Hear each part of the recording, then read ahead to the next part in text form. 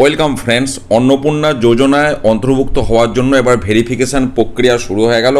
এই বিজ্ঞপ্তি secretary of government of West বেঙ্গলের পক্ষ থেকে সমস্ত জেলার ডিএম এবং কলকাতা মিউনিসিপ্যাল কর্পোরেশনের কমিশনারকে উদ্দেশ্য করে দেওয়া হয়েছে।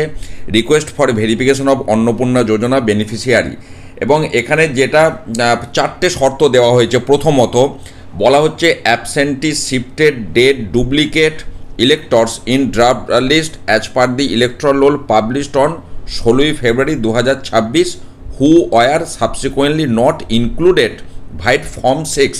এটা গেল 1 নম্বর ক্রাইটেরিয়া। 2 নম্বরে হচ্ছে যে deletion in the second list after publication of the draft list, অর্থাৎ ড্রাফট লিস্ট পাবলিকেশনের পর যে সেকেন্ড লিস্টটা পাবলিশ হয়েছিল সেই মধ্যখানে যারা ডিলিটেড হয়েছে। পাশাপাশি বলা হচ্ছে ডিলিটেড আফটার অ্যাডজুডিকেশন, এটা গেল 3 নম্বর। 4 নম্বরে বলা হচ্ছে যে ভোটার ইনফরমেশন স্লিপ যখন বিতরণ করা হয়েছিল সেই সময়ে যারা অ্যাবসেন্ট শিফটেড ডেট বা ডুপ্লিকেট ছিল তাদের এই 4 ধরনের কেসকে শর্টিং করতে বলা হয়েছে, এবং সেটা একটা এখানে টেবিল আকারে পাঠাতে হবে। তার মধ্যে কী কী থাকছে? নেম অফ দি বেনিফিশিয়ারি, অর্থাৎ যার নাম লক্ষ্মীর ভাণ্ডারে ছিল তার নাম এবং তার লক্ষ্মী ভাণ্ডারে যে অ্যাপ্লিকেশন আইডি সেটা, তার আধার নম্বর, এবং যদি ডিসকোয়ালিফাই হয় সেক্ষেত্রে ওপরের 1, 2, 3, 4 কোন গ্রাউন্ডে ডিসকোয়ালিফাই হলো সেটা। পাশাপাশি এটাও জানতে চাওয়া হয়েছে যে appeal filed before special intensive revision tribunal submitted application under citizenship amendment act, yes or no, অর্থাৎ আবেদন করেছে কিনা, ইয়েস অর নো সেটা এখানে জানতে চাওয়া হয়েছে।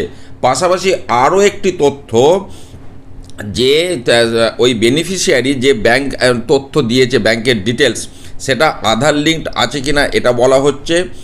আর প্রপার আধার নাম্বারটা তার সাথে অ্যাটাচড আছে কিনা এবং সেটা সঠিক কিনা, আধার নম্বরটা সঠিক কিনা, এবং এটাও 25শে মে 2026 মধ্যেই এই কাজটা কমপ্লিট করতে বলা হচ্ছে। অর্থাৎ গতকাল যে বিজ্ঞপ্তি আমরা দেখেছিলাম সেখানে কাদেরকে বাদ দেওয়া হবে সেই শর্টিং প্রক্রিয়াটা কিন্তু এবার শুরু হয়ে গেল। আমি বলেছিলাম যে রুরাল এরিয়াতে বিডিও এবং আপনার আরবান এরিয়াতে এসডিও, সেটাও এখানে বলা আছে। তো সেই জায়গাটা যে প্রক্রিয়া সেটা শুরু হয়ে গেল।